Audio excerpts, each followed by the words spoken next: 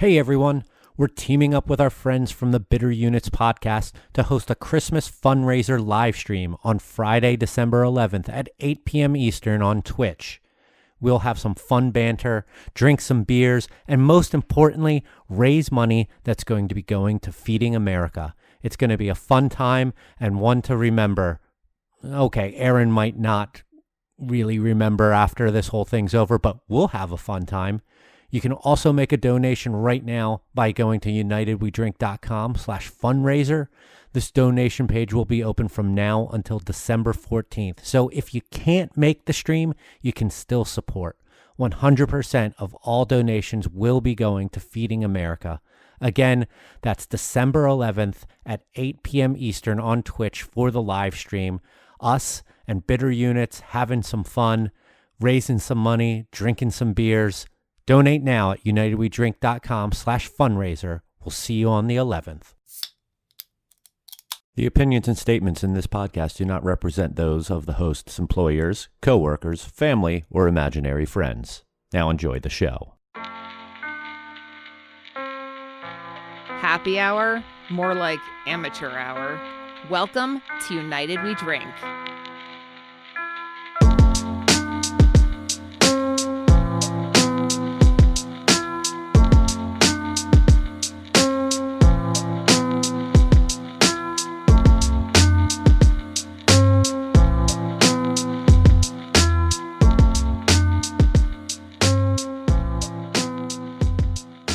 This week, on a very special episode of United We Drink, Phil gets interrogated, Joel develops a liking for old people fighting with heavy gloves, and Mike has been day drinking. Welcome, everyone, to the most festive beer podcast in South Florida since, well, probably this podcast. Welcome to United We Drink, right here on unitedwedrink.com, as well as Apple Podcasts, Spotify, Stitcher, Google Podcasts, Amazon Music, and wherever fine podcasts are found. Not going to do intros because everyone got a kind of funny intro right there in the beginning. Joel, Phil, how you guys doing? I really like that intro. I don't know if you were working on that for a few weeks, running through it, with your friends, family, and pillow in front of your mirror or not. I have been test marketing it, yes. I thought you did good on that one. Thanks. So. Yeah, it took at least like 3 minutes to do. Well, I'm glad you put time into it. It's more than I put time into the last few intros, so I'll consider that a success. Well, you didn't even host the last show. That was all Joe. I was. Who's Joe? I was like, Joel. I heard Joe, but it was a roll of the L. It's a silent L. and the J is pronounced as a Y, so it's yo. Joel, how about you? How you doing? Doing well. Was out hanging fucking Christmas lights all over my house. I got candy canes going up and down my driveway. Hoping the neighbors are not annoyed. I hope they don't feel like I'm trying to outdo them, but I definitely outdid myself.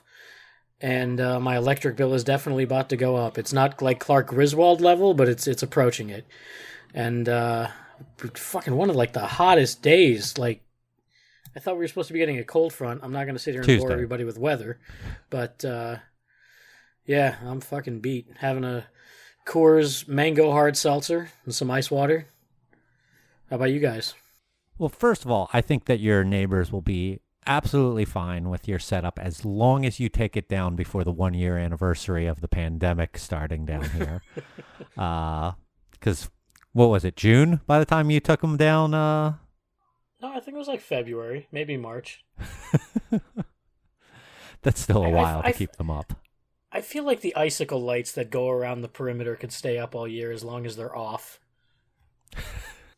Maybe. I'll get rid of I think so too. I think it brings a festive. If you get the LEDs that change color, you could just change the colors for whatever holidays it is. Think about it. You could go red for Valentine's, white, and blue. Red for Valentine's Day. For Thanksgiving, you could go orange. You could keep orange for Halloween. I mean, think about this. You could have year-round LED icicle lights on your house all the time. If they could fade between red, white, and blue for 4th of July. Memorial have it Day, made. Labor Day. And, like, literally, you could run that all summer, basically. Green Red, white, for and blue. Arbor Day. Yeah, it's St. Patrick's Day. Yeah.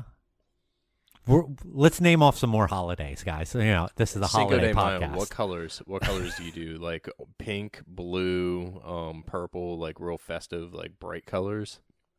Why would pink be there for Cinco de Mayo? I don't know. Piñatas?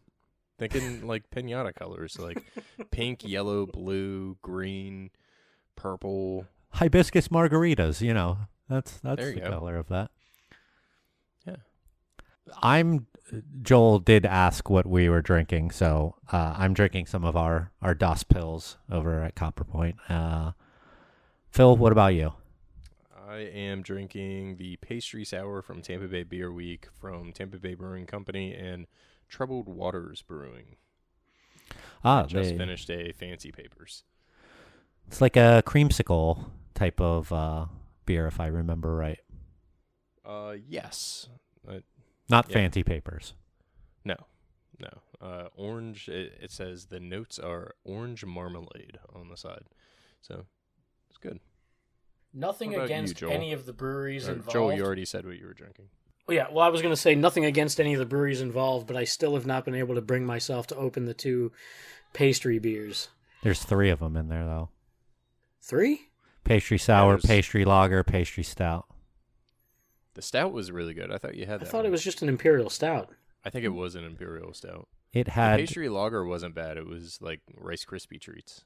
That's what they say they were going for.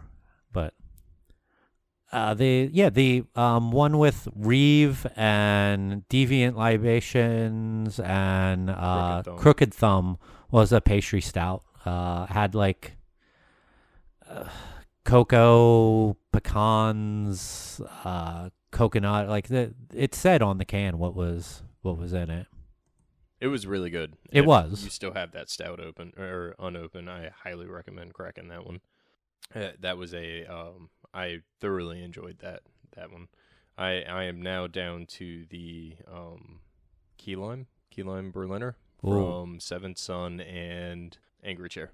That's the one that I saved for last and probably edges out as my favorite from that 6-pack. Like just barely over the 2 IPAs in the pack. So for this episode, I wasn't kidding about the part in the kind of cold open there that we're going to interrogate Phil today because Really excited about this. you can tell by his voice. We're going to interview Phil because Phil has an announcement to make, and we then feel that it is appropriate to interview him. Yeah, and that announcement will be made during our holiday special, which you can follow, I believe, on Twitch, which Mike will talk to you about towards the end. So It's actually going to be before the episode. It'll be oh no, in really? the ad spot. Yeah. Damn, perfect, awesome. So tune into that, and I'll drop the news that we're gonna talk about then. Sound good? Yeah. Everybody, we're just teasing for that. I want everyone to tune into our Twitch crossover with our friends from Bitter Units. I think that would be thoroughly enjoyable and fun. Yeah. Maybe I'll do it as my last call. I'll make you ride all the way through the entire Twitch stream for my last call of that. Who knows how long that's even going to go on for? I mean, Aaron if will last gets probably an drunk, hour. I was going to say, if we go off of Aaron's clock, it's going to be 45 minutes. So. And if you haven't gone back, if you're not a fan of Bitter Units, you should definitely check out their podcast before jumping in on our holiday special, because those guys are really, really cool. If you like our voices, all 3 of us have been on the pod, as Joel pointed out last episode. That we have. And I've enjoyed a number of the episodes, not including members of our show. I just finished up the show with Danner, and that was a really fun episode to listen to as well. I always enjoy hearing Jeremy talk about practically anything. He's a funny, entertaining dude. So if you're familiar with Jeremy Danner from his appearance on our show or just Twitter in general or the beer world in general, listen to that episode. If not, go listen to that episode too. And then listen to the episode we had of him on. Ours first.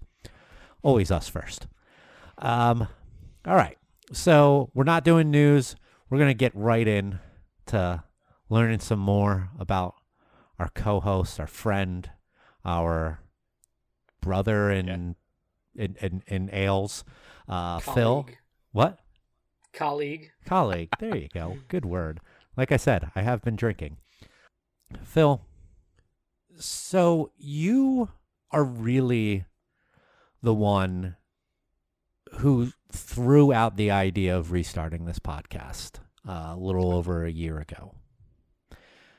What really made you go, hey, let's start this thing that we weren't very good at before, that I quit and then watched Joel and Mike burn to the ground?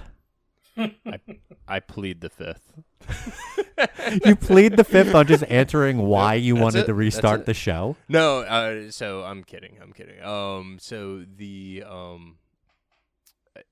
So I was actually, and I think we covered it in the first episode or one of the early episodes.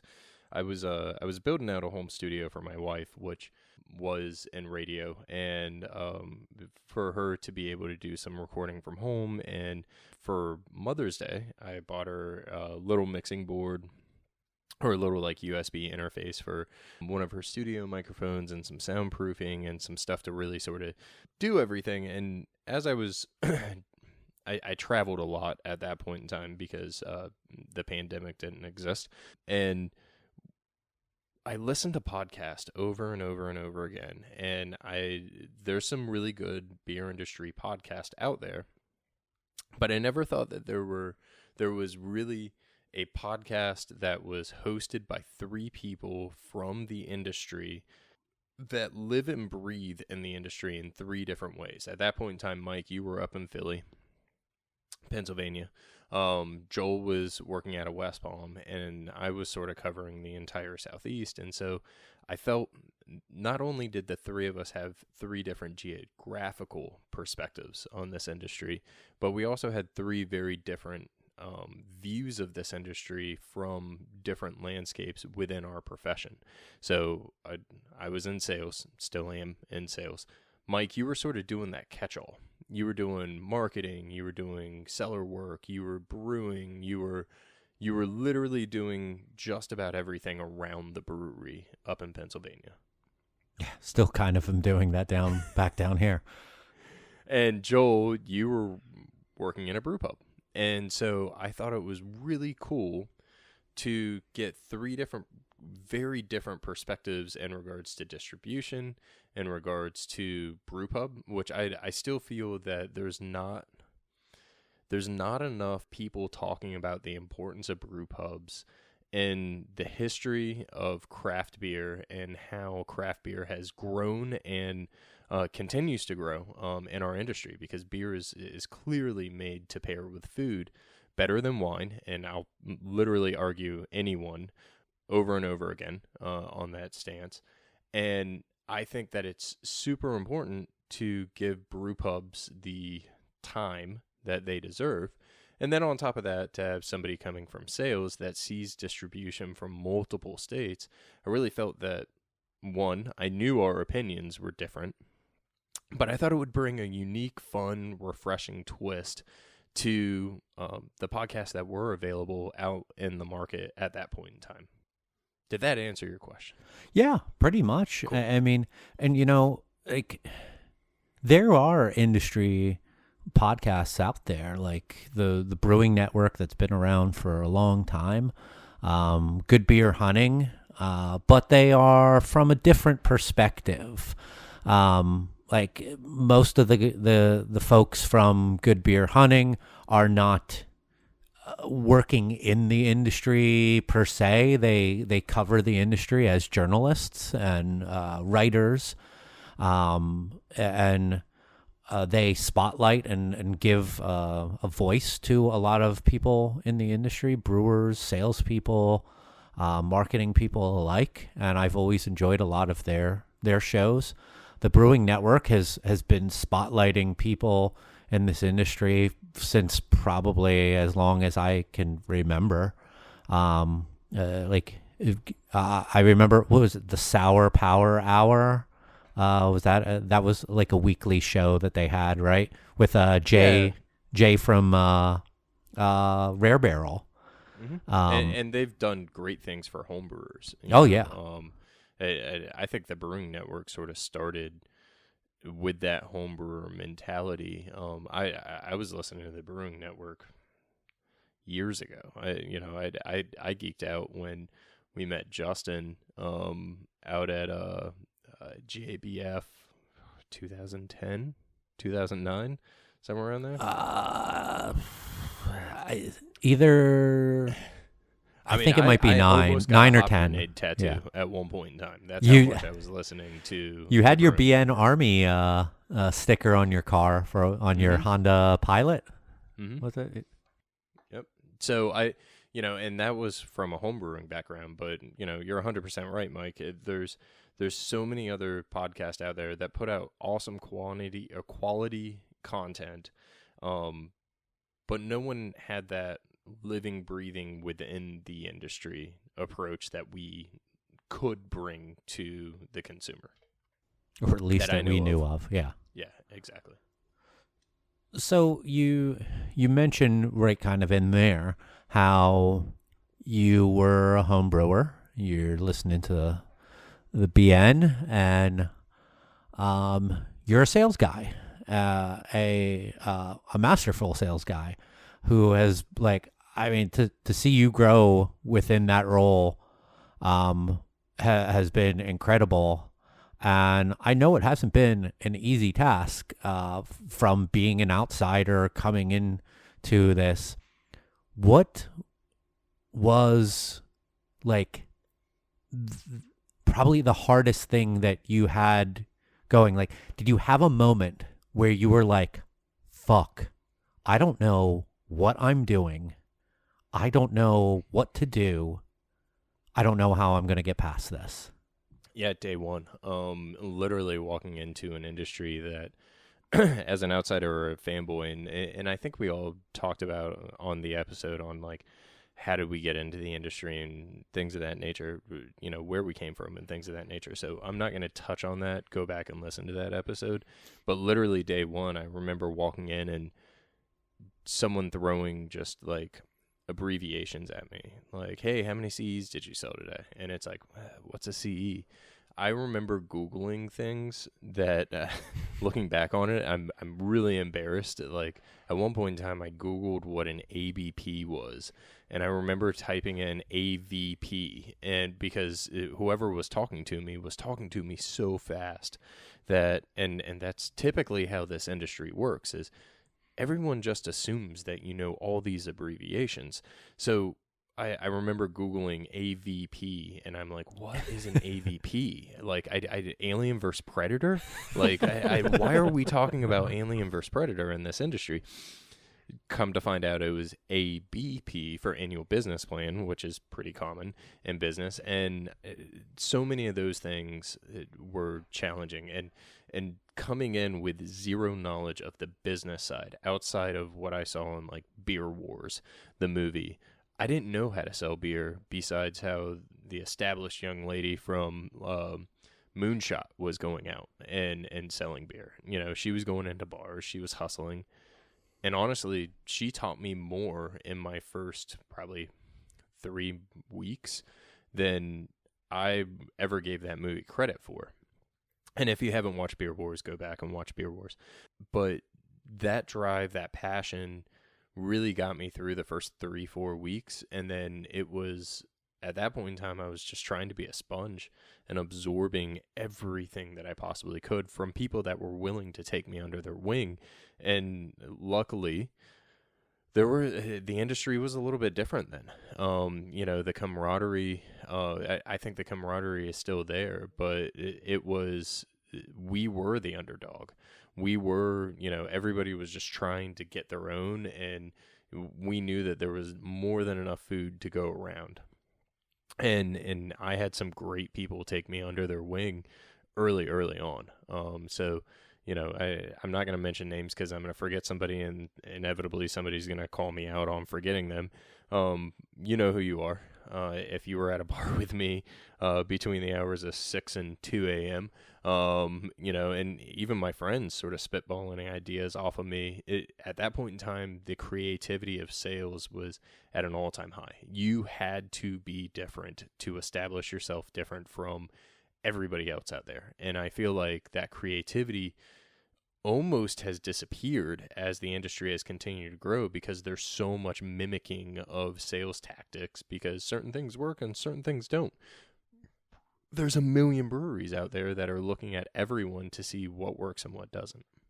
Yeah, and stuff that used to be kind of off the wall becomes the norm, and usually, I hate to say it, but the bigger companies are the ones who can afford to try more harebrained things right now and get more creative because they have more staff, or I would probably say because they have more staff, so they can afford to probably tell someone, hey, focus on this, while like this person will pick up your slack doing that, this, and whatever.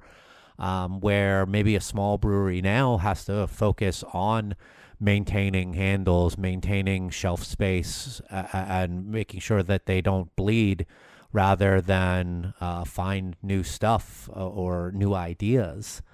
But I doubt that we're never going to see new creative ways for sales to further themselves in this industry. Legally or illegally. Yeah, I think the crazy part with that is sometimes we almost back then, and we being the industry in general, almost got too creative, because we were trying to find different ways to,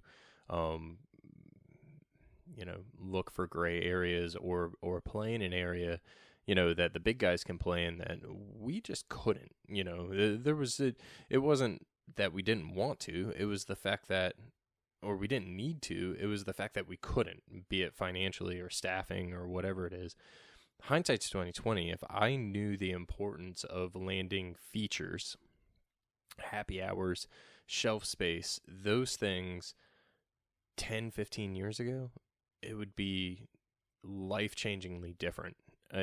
To me, 10 years ago, 11 years ago, it was, how do I land another tap takeover? And the tap takeover, while it was great and it pulled so much attention to so many different things, I could go to the restaurant down the street and set up a feature and sell 4 times the amount of beer that I could sell in one night in a tap takeover or a brewery spotlight, and literally not have to go to that account ever again. Maybe go in and do a staff training, maybe go in and do a happy hour or something like that, but the time spent in that account would be significantly less, allowing me more time in the market than going to a tap takeover, having to ring up a larger tab, talking to people, all of which I loved and has really gotten myself and my brewery that I'm with currently to the level that they're in. But when you look at it from a true business perspective, time sometimes is better spent that way and looking at things more basic than it was that like super creative, how many different ways can I treat High-Lie IPA? And some of my fondest memories are those events. I love them. I just, the amount of time and effort and stress that it adds to you and to your wholesaler can be challenging, which is, I think, why you see so many wholesalers moving away from those events currently.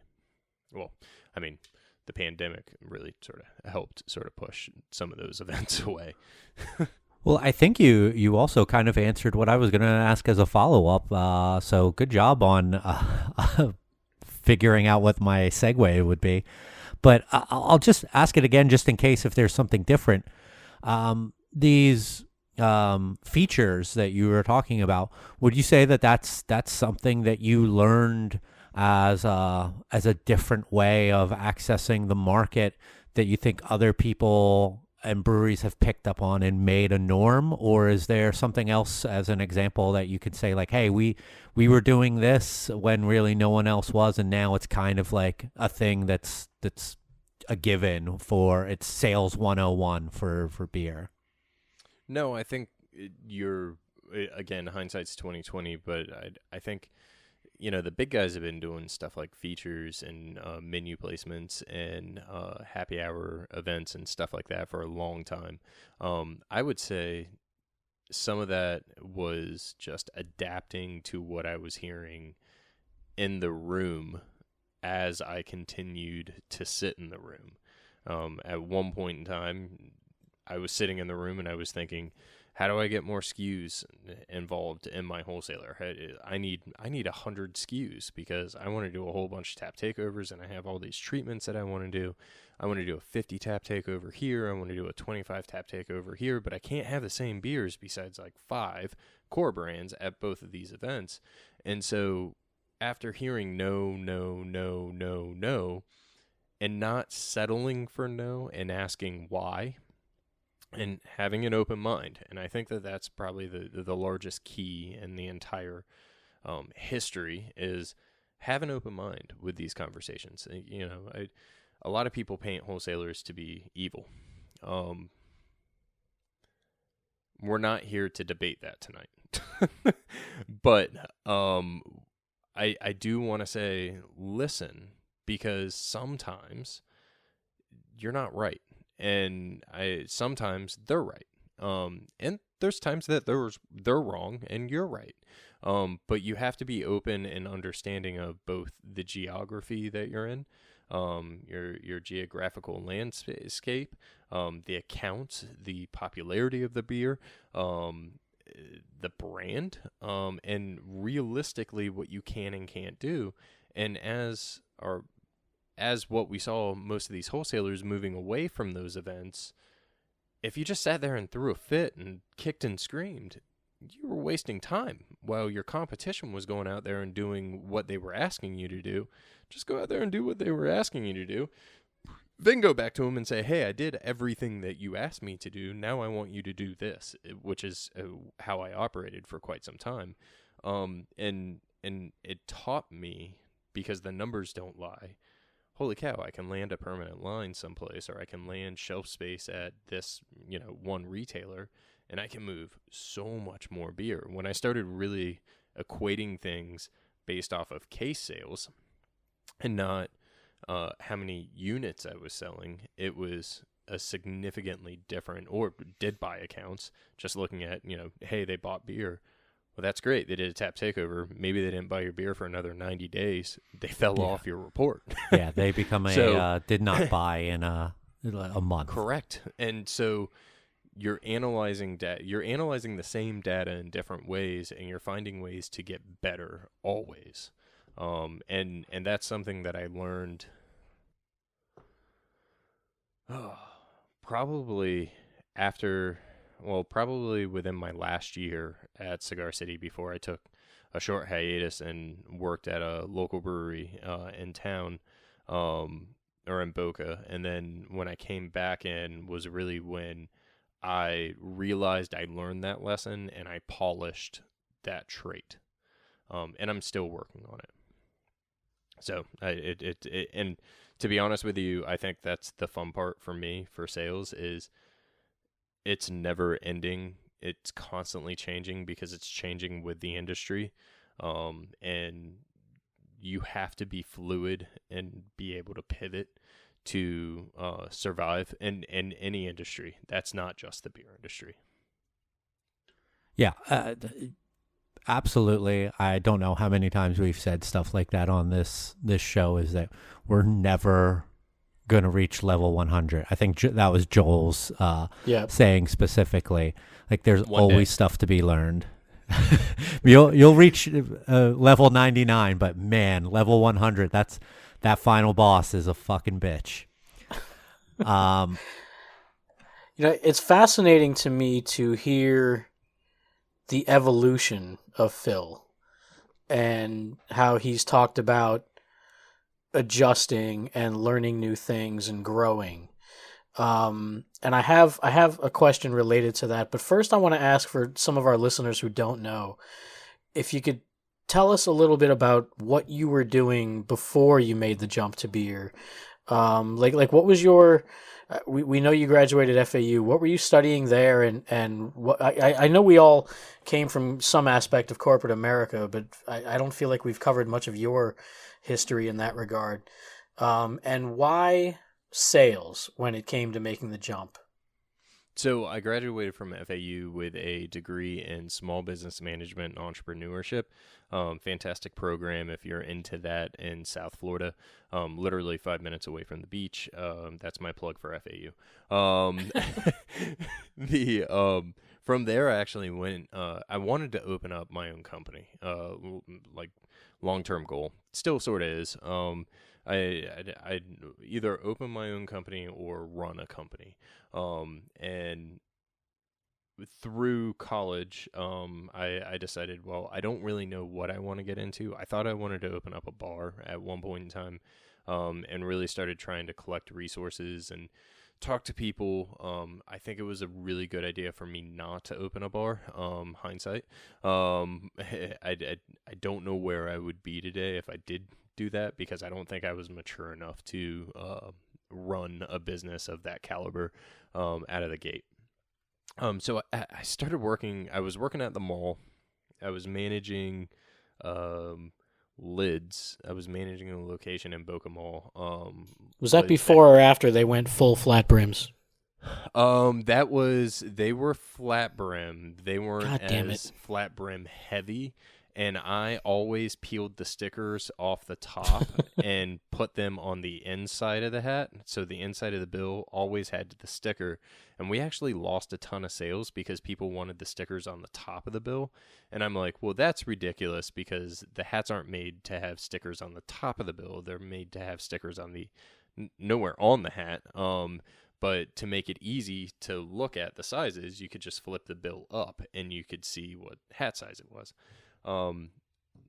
Right as I left, we changed our policy to make sure that the sticker stayed on the top of the hat. And I'd like to say that was my final straw, and that's why I left Lids. I also had the most dramatic hat curve, and if you've ever seen me wear most hats, specifically distressed hats or anything, they're always extremely tightly curved. I love a good curve on a hat. Do you have a technique? I do, actually. I just roll. I used to roll with a baseball in the middle, and then rubber band and get it wet, and then everything was good. But now I actually can just like curl it. So you basically make a circle out of the bill, and then you do the opposite side. I used to have customers come in just to have me curl their hats, which was cool. So very, very drastic, like 90s frat boy curves. Is there a technique to breaking down the high-rise hats? Like, I hate how they just sit so high nowadays. Like, no, you got to get the medium cut. They brought, or a shallow cut, I think is what they're calling it now. So if you look on New Era's actually selling them curved now and not just flat. And you can buy a shallow cut instead of a deep cut. My hat knowledge is not why. I mean, we could do a hat podcast if you guys wanted. But I left Lids, and I wanted a real job. So I went to Enterprise Rent-A-Car, just like any good college student graduate would do. And I worked at Enterprise Rent-A-Car for a few years, and then one of my old bosses pulled me over to a company by the name of Corporate Creations based out of South Florida, and I was doing business formations.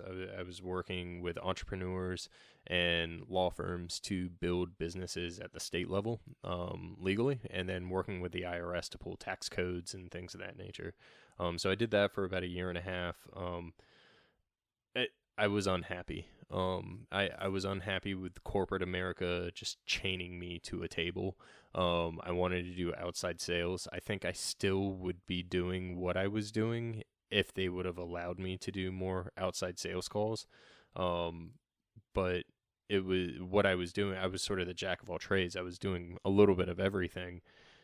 So when the opportunity to get into the beer industry sort of knocked on my door, which I tried very hard to get into the industry. I should state that.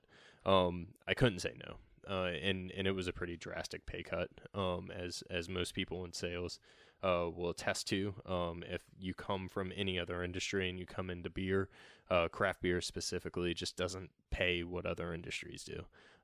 But I would not change my opinion or my decision to change industries ever. I love what I do. I love my industry. I love the people that are in this industry. And I just told myself I got to work harder to try and make more money. Plain and simple. So, busted ass those first few years. I still believe that I bust ass. So. And you've talked about learning from others in the business. Are there any sources, any people, any podcasts, anything like that where you go to for lessons in sales or just kind of overall philosophy, life skills, that kind of thing that help you with your career? Yeah, the podcast, I love the Brewing Network, and I love Good Beer Hunting. But when it comes to like tips on sales and things of that nature, they're typically economy podcasts that I listen to. They're leadership books. I don't want to listen to leadership podcasts because I don't get behind the mumbo jumbo of the emotional leadership speakers and things of that nature. Tony Robbins. I like factual data. So, that stuff I look at, and I seek out things from other industries that are successful, and I try and find, believe it or not, things that are industries that aren't necessarily the most glamorous, the industries that you're being told no on a regular basis. I've listened to several podcasts, and I don't remember them by name, in regards to telemarketing and getting past certain things, getting past the initial no, and just sort of pushing past things. Those, honestly, outside of the industry, finding people that sell things that are not easy sales have drastically helped both myself and my teammates that I work with. I think the most, because everybody likes beer for the most part. You're going into a bar.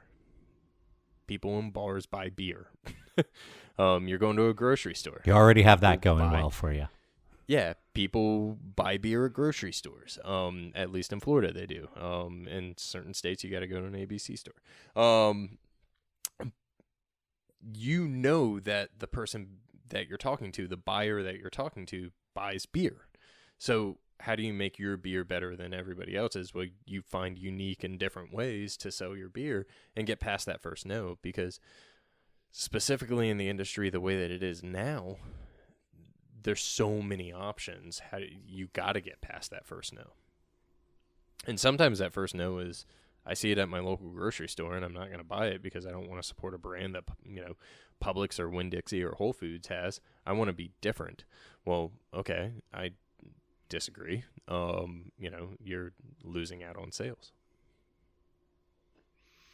I think that there's a lot of people out there who those major grocery chains scare them, and they would rather say, fuck those big boys.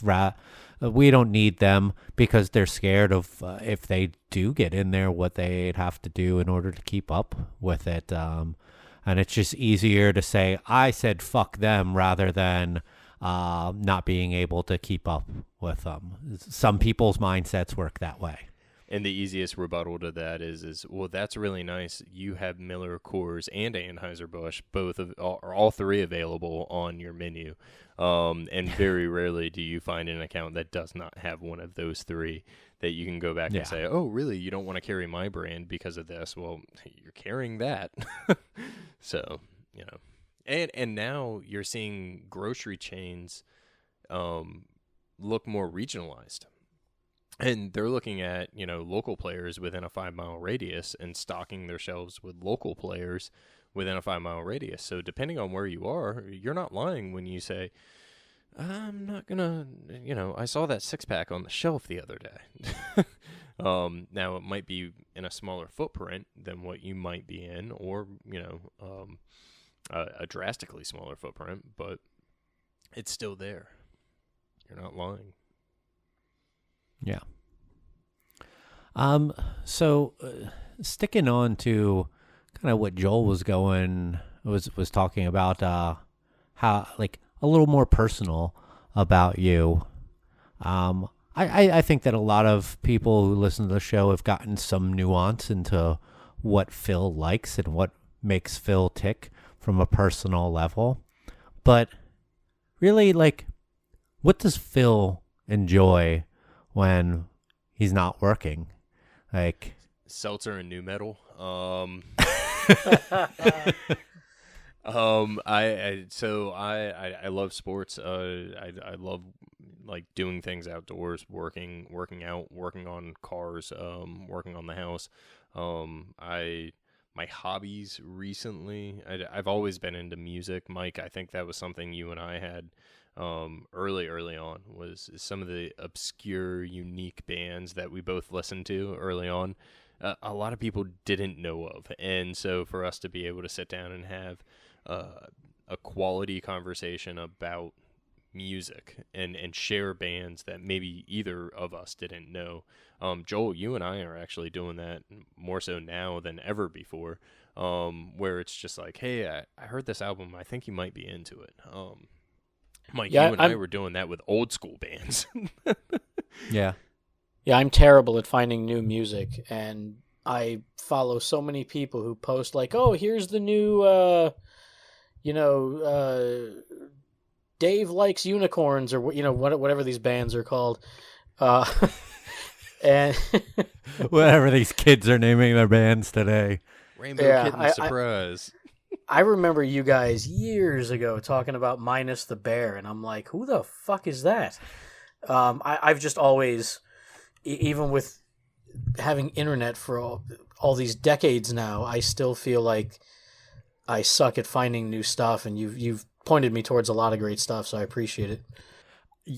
I was just about to mention Minus the Bear when you before you brought that up, because I feel like Phil became like a super fan of Minus the Bear. Like I was at best a casual fan of them, mainly because their guitarist is from my favorite band of all time, and I just Botch, and he's one of the best guitarists in the world, Dave Knutson, and who the fuck are the Knutsons?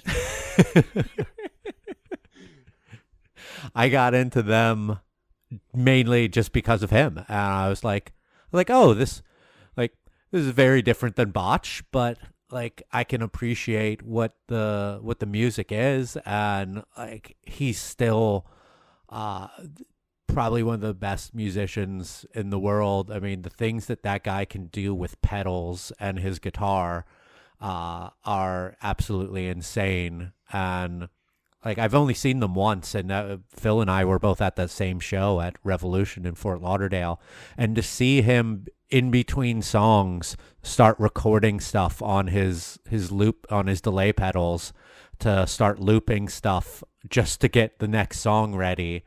And then he's practically playing his guitar and then tap dancing on his different pedals to play the loops, start and stop the loops that he has going on. I don't know how one does that, and Dave Knutson's practically the only one who I know who can do it. Yeah, Minus the Bear was one band that I was always like real big into. I still am.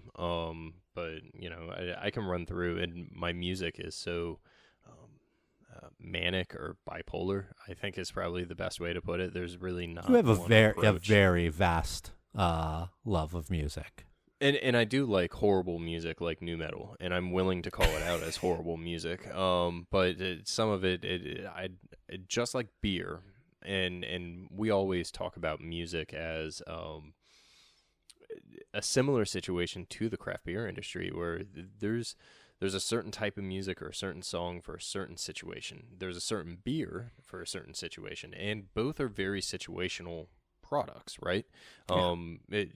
Mike, you and I standing at a Minus the Bear concert as two friends enjoying the music from two completely, because I learned a botch through you through Minus the Bear.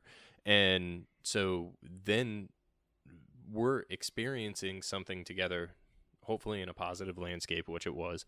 And the memory of that is always so much better.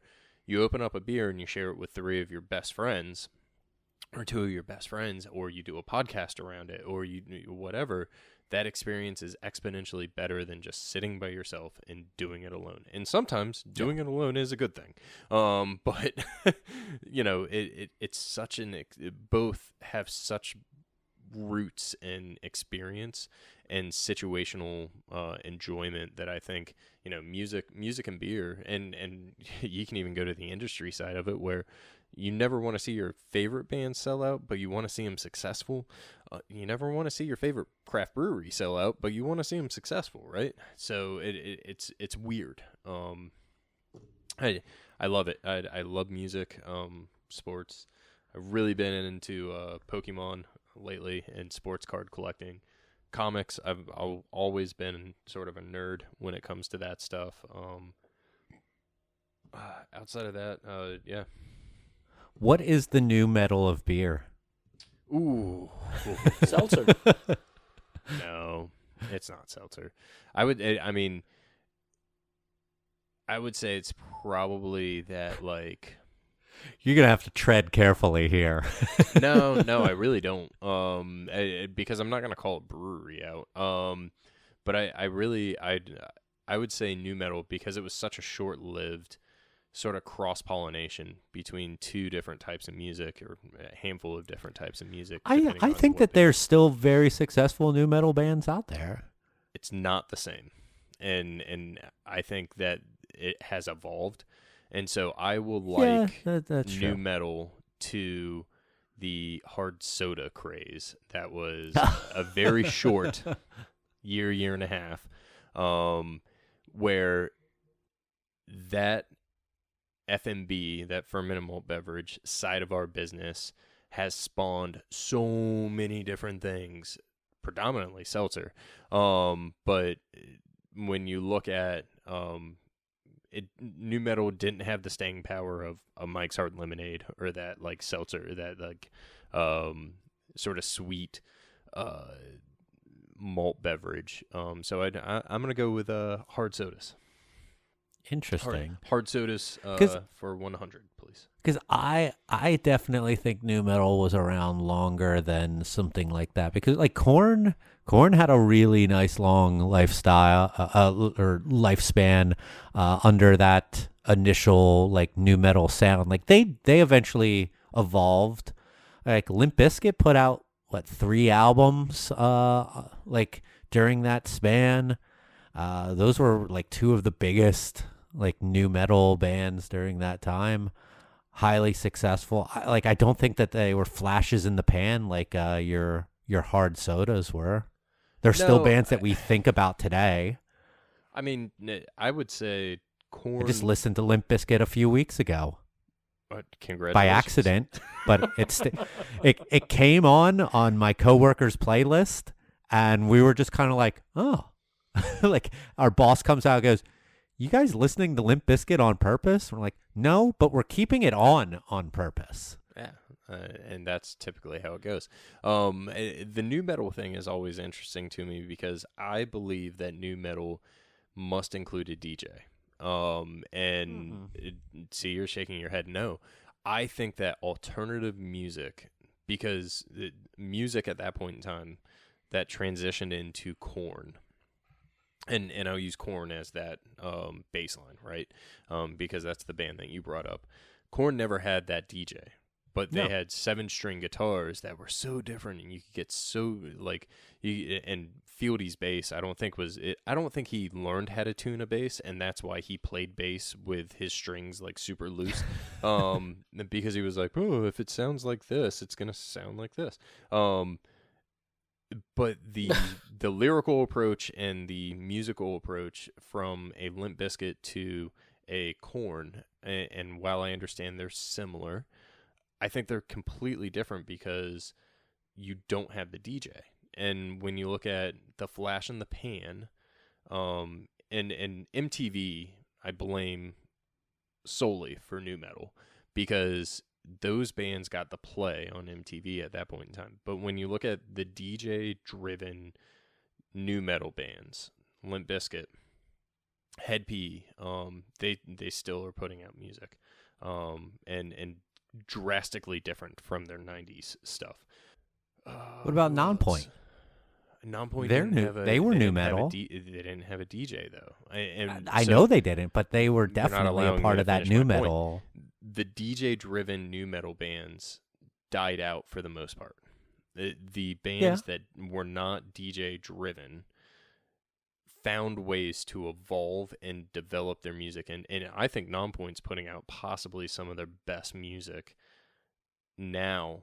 And same thing with Seven Dust, and Seven Dust is considered a nu metal band. This last Seven Dust album, if you haven't listened to this last Seven Dust album, you are missing out. And I loved their first 3 albums.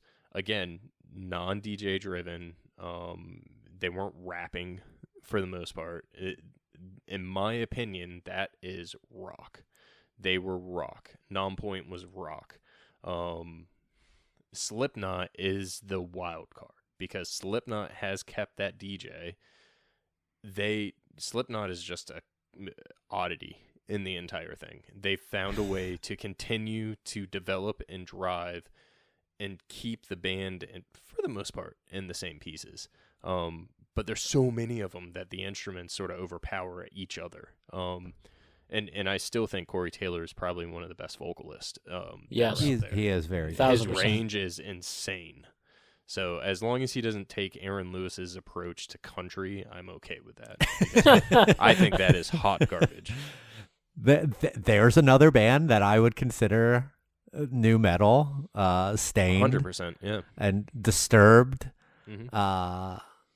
And Linkin Park had a DJ, so yep. that falls into your thing. They were short-lived because of the band, though.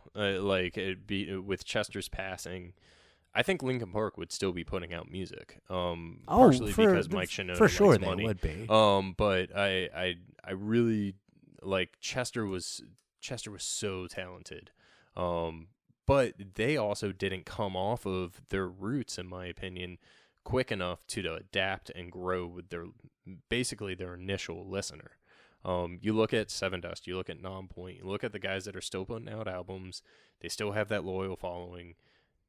Go back and listen to their albums. They changed, and a majority of us walked away from some of these bands for an album or two, and then came back and were like, holy cow, these guys are putting out really good music. But when you listen to it, you can hear that evolution of their maturing. And I, to a degree, I think the industry has done the same thing.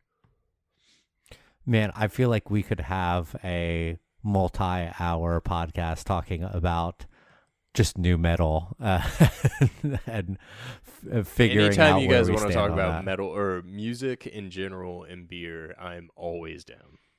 And Phil's description or suggestion that maybe someone didn't know how to tune their guitar but played it anyway and was successful sounds more like a craft brewery than a hard soda to me. Well, maybe craft beer is nu metal. I don't know. Just maybe they're just not DJ driven. So, Joel, do you have anything else you want to ask Phil? So, at this point, what keeps you going? I don't know. I don't know how to answer that. Bills? Yes. The ones from Buffalo? Oh, God. No. Although They shouldn't keep anyone going. Shout out to Not- FAU. not- Go not the one on Owls, your hat. Devin Singletary. What keeps me going?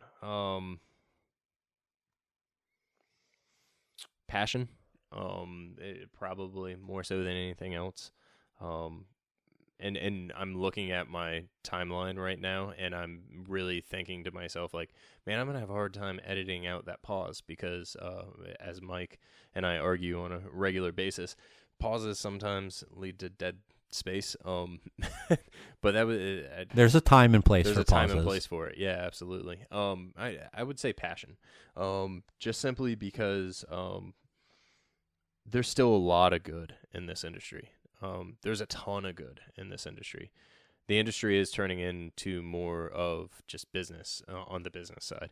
And I think that the creative minds and the quality human beings that are putting their blood, sweat, and tears into this industry day in, day out, and understanding that the industry is not perfect, like every other industry. Those people and those experiences and my competition to always be better, that competitive side and that like drive, that's what's keeping me motivated at these days or during these days. This year has been really challenging to stay motivated when you can't travel. But the other breweries out there that are doing something better than me, in my opinion, or that are pushing me to be a better leader, manager, coworker, those guys drive me, and it's their passion. It's my passion. It's my competitive side to always be better. That's really what's pushing me. Bills, yes, 100%. I got to pay my bills. But at the same time, it truly is the passionate side of this industry and the creative side of this industry that to this day I haven't woken up and put my feet on the ground and said, fuck, I don't want to go to work today. That's a hell of a great feeling. Yeah. To After have. 11 years, it's pretty amazing. Because I mean, I'll be honest, I can't say that. I've been in the industry about 8.5 years, and there's certainly been days to where I'm like, I don't fucking want to go today, and I'd be lying if I said I didn't fake it a couple times, just to be like, I need this day. I need this day. Luckily, it hasn't been in a while, but a previous brewery maybe. But yeah, Well, not that one is harder than the other. I just think when it's also physically laborious, it can wear a little bit harder, Yeah. I think. Listen, we all have JOBs at the end of the day, and sometimes they're JOBs, job. I was visual gag just for the guys. So I think that there are times that it's harder than not to go and do it. But I think when you look at the entire body of your work and the joy, for the most part, that it's brought you, there's definitely been challenging days. I'm not trying to paint a picture that is like, oh, just, snowflakes and green fields and shit like that. There's definitely days that I've been like, holy shit, I feel defeated. There's been weeks, months that I feel I mean, this year has been a roller coaster of emotions. You have to look at the entire body, and for the most part, it's really positive. That's fucking good, man. I mean, Thanks. I practiced. I think that's an admirable thing. It's something that people can strive to try to want to get to. I mean, I just the other day saw a friend on Twitter talking about self-reflection, and it's like, yeah, like you gotta be honest with yourself, and self-reflection is great and awesome, but also do not ever sell yourself short on the positive things and the good things that you've accomplished, because I think sometimes more than others we will tend to dwell on the negatives because they're louder and they're darker and they're heavier than those positives to us. But God damn it, you got to keep those positives in there because they're going to be the ones that keep you going. And I myself have learned that over time, and even probably in the last month and a half have felt it even more than before, to make sure that I know that I'm good at something, and don't ever sell myself short on those things. And I'm glad that you have kept such a positive head on your shoulders to be able to do that. I think it's important to stay positive regardless of what industry you're in, and not unrealistic. Okay, there's a difference between unrealistic and positive. All right, every negative situation has some type of positive coming out of it, and you don't want to use a definite term, but for the most part, you can find something positive in almost every situation. The one thing that drives me crazy about the industry right now is the number of people that feel that things are deserved. I put my time in, I did this, I did that. Everything will come to you as it's meant to be. Like, we all bust our ass. We all do things differently. I think that it's really important that things are earned. Maybe not at the speed that you want them earned, but at the speed that they are earned. Nothing is meant to be handed out in any industry. And the people that are faking it are going to be caught at some point in time. Somebody's going to call them out on their stuff. And if it isn't today, it's tomorrow, it's sometime. And maybe they skate through the system. But the reputation, and keep in mind how small this industry is, the reputation of that individual will catch up to themselves within this industry at some point in time. I mean, I think regardless of your sex, your orientation, anything, your color, your ethnicity, if you go in, hopefully, and again, I'm not trying to have a utopian perspective on this industry or any other industry. I hope the industry continues to grow and develop, and I hope that the industry is open to all people, shapes, sizes, colors, and positions are earned, not just given. Because that's how we get better as an industry, in my opinion.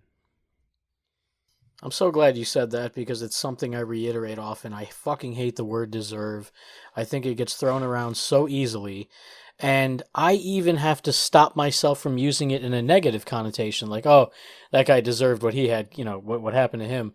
Because it promotes that just world fallacy, which is an actual thing you can look up. Like, people have this idea that the world will just align itself the way it should be, and I kind of think it's chaos. I think we are just chaotic molecules just crashing together constantly. And I learned years ago, listening to a comedian's podcast of all things, railing on about what deserve? You got dick coming to you. Life owes you nothing.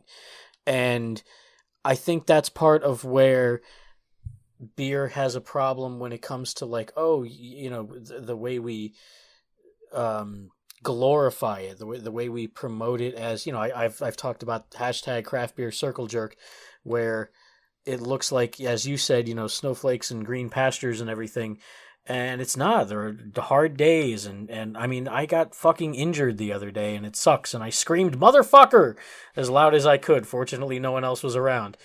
But things happen, and you just cannot. expectations are one thing. Going into a job and saying, okay, you're going to get this amount of pay, you're going to get this amount of hours, this amount of vacation, that's great. And I think expectations should be properly set and discussed and communicated. But to just come in and be like, yeah, I'm going to take a half day because, I worked hard yesterday and I deserve it. Like, no, that's horseshit. Yeah. Joel and I have definitely talked about stuff like this personally a lot.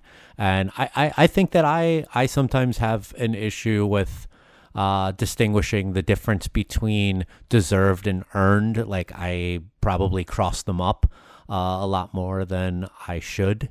And Phil, you said pretty masterfully what that all entails. Like, working hard and earning stuff it could be confused for I deserve. But there is a lot of fake it till you make it people in this industry who are going to say, I deserve this, I deserve that because of this, that, or whatever. And like, we all know those people. And I'm trying to get myself out of the routine of utilizing the word deserve interchangeably with earned, because I know that they're not the same. And one is definitely a more positive look than the other. So yeah, you did a great job of talking about that. And this industry, you hopefully will reap what you earn. There are times where people do not get what they earn out of things, and we can, like, the pay thing is a major issue with this industry that we won't get too in depth with, but I know we all kind of feel passionately about things like that. But for the most part, you put in the work, you're going to reap the benefits of your work. And yeah, I feel passionately about that, and I'm glad that you said that. Yeah, I think when we stop looking at this industry as like its own living organization, it is to a degree, but when you start looking at, again, the entire picture, this industry is just like every other industry. There's people that put in tons of work and tons of hours and years of work, and they get passed up for a promotion for somebody else that is, believes that they quote unquote deserve it. I really do believe that looking at the larger picture in the long run will be most beneficial both for craft beer and the beverage industry as a whole, because that's where we're going. We've been there for a number of years. And we're going to continue to move in the direction of every other industry. So to think that one industry is unlike another, we're a unique industry where there's blue collar, there's sales, there's literally every layer within the beer industry. You could consider, some of the higher ups and the wholesaler side white collar. Maybe even on the supplier side. So every aspect of every industry is included in this living organism of the brewing industry, and I think that it's important for us to think about that and keep that in mind, because what we're complaining about is the same thing that somebody in car rental sales is complaining about, just at a different level. And it's all about perspective. Yeah, and I think that's, unless Joel has anything else to ask, I think a nice way to kind of wrap up this interrogation of Phil. Well, I have one final one, and it's one we ask of all of our guests. What is your go-to Taco Bell order? Crunchwrap Supreme, double-decker taco, and a bean burrito. And that is the wild card, is the bean burrito, because the bean burrito is engulfed, not even like enjoyed, because it's a bean burrito on the way home. So the bean burrito is a must for the road burrito, and then it's Crunchwrap Supreme and double-decker taco. You mean you don't consume all of it in the parking lot after picking it up from the drive-thru? No, I light a candle and I sit at my table and I have a romantic dinner for one of Taco Bell at my house. Careful about that open flame after the bean burrito. It's a battery-powered candle. Mine never makes it home, and my interior is proof positive. That cheese does not decompose. No, it doesn't. I don't think it decomposes in your intestines. It's basically fiber at this point. Yeah, basically. All right. Well, Phil, that wasn't as painful as you thought it would be, huh? No, I'll step off my soapbox for the remainder part of the show. I think I put Joel to sleep one or two times. No, I'm laying back. I'm in a he is comfortable just chair. laid back with his mind on his money and his money on his mind. There we go.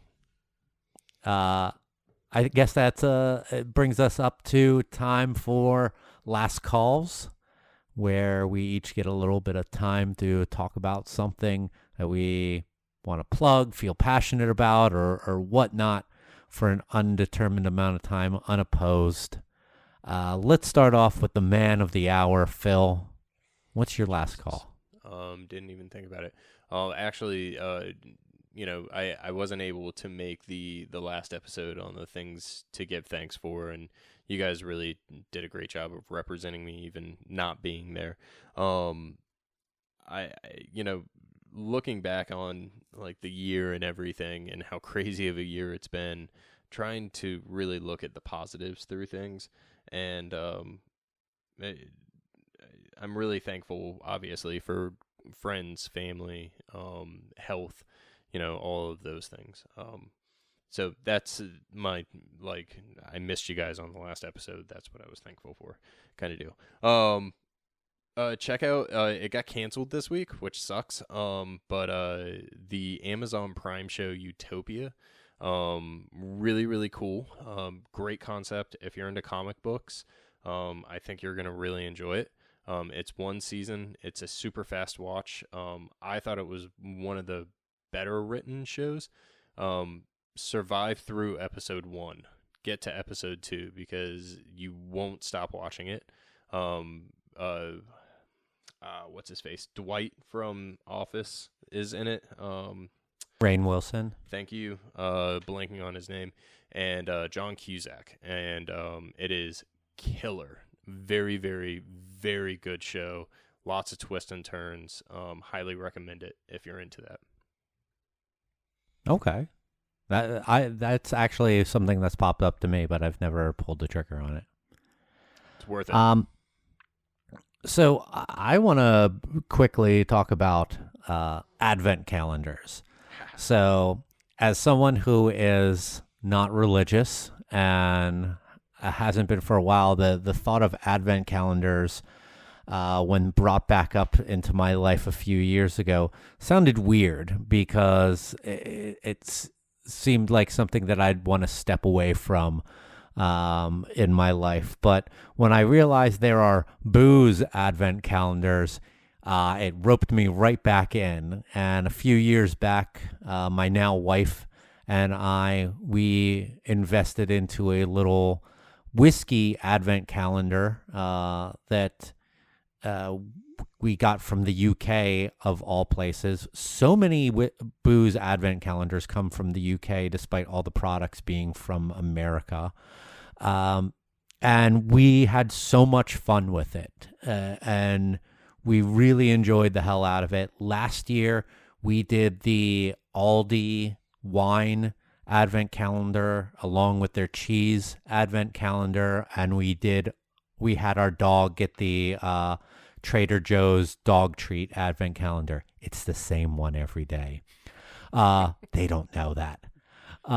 But because of things this year, many of the companies that make Advent calendars and ship them are not doing as such because of COVID. So we took the opportunity to decide, let's make our own Advent calendar of sorts. So we went to the store and bought 24 little mini bottles of different types of booze.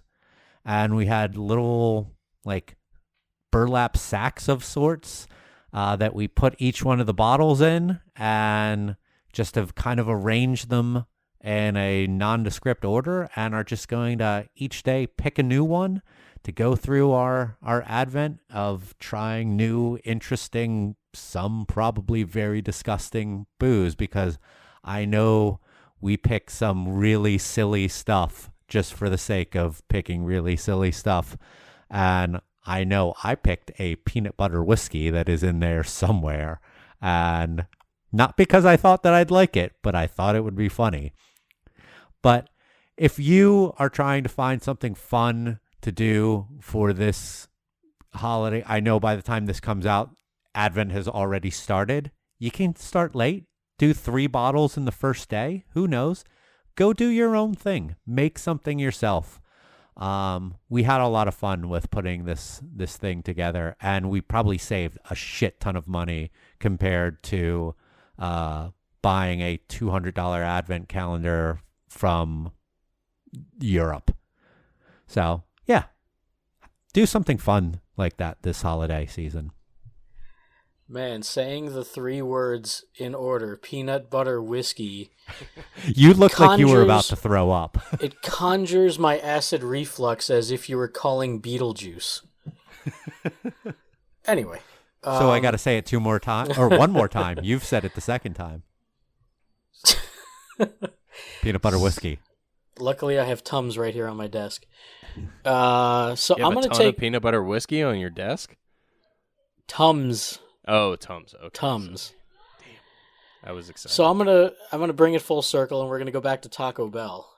Tonight, my brother was gracious enough to share his nachos party pack with us, and I gotta say, not bad. I was a little skeptical because Taco Bell making guac is like it's a scary proposition.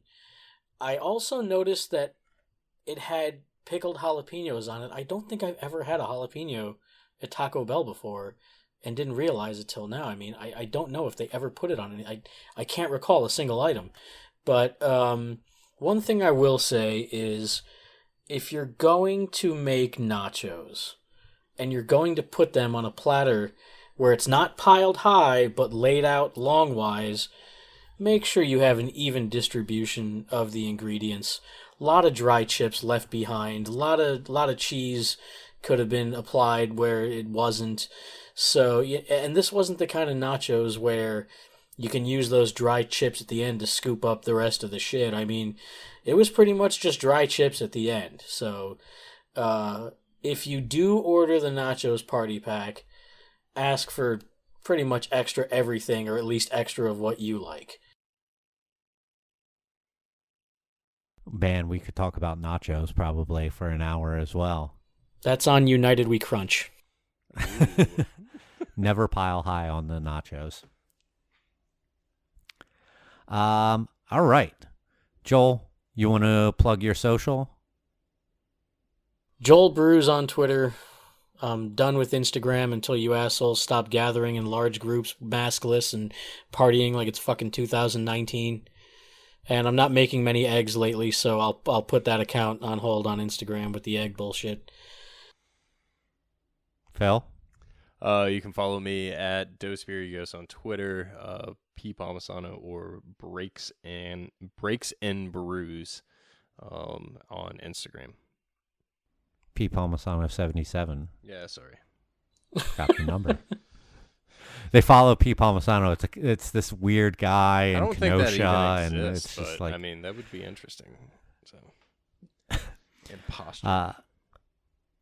He's an interesting cat. If you want to check him out, you can follow me at Mike Loves Beer on both Twitter and Instagram. You can follow the show on Twitter at United We Drink and on Instagram at United We Drink Pod.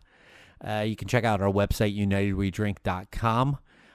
You can support the show through buying a shirt, sticker, button, bag, mask, whatever at our web store, unitedwedrink.com/store.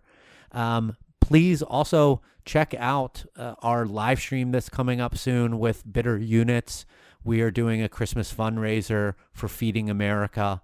I'm going to set up a link to unitedwedrink.com/fundraiser that will take you directly to the donation page. You can donate right now. If you know that you're not going to be able to watch the fundraiser live stream and you want to help out and donate to Feeding America, go to unitedwedrink.com/fundraiser and it'll take you right to the page where you can make a donation. You know what? Do that instead of buying a shirt or button or pin if you can. It's really something that we all from both podcasts think is super important.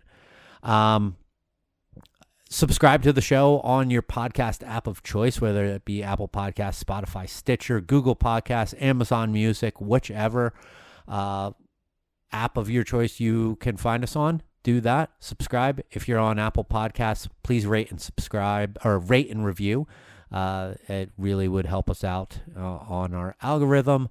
In the meantime, we will be back in 2 weeks for the stream. That is on December 11th, 8 p.m. Eastern Time.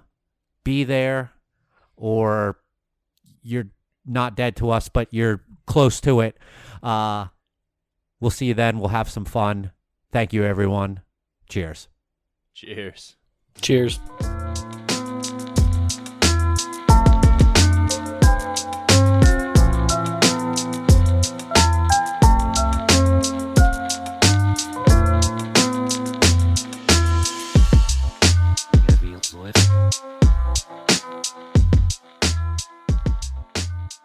Why no more Hail Satan?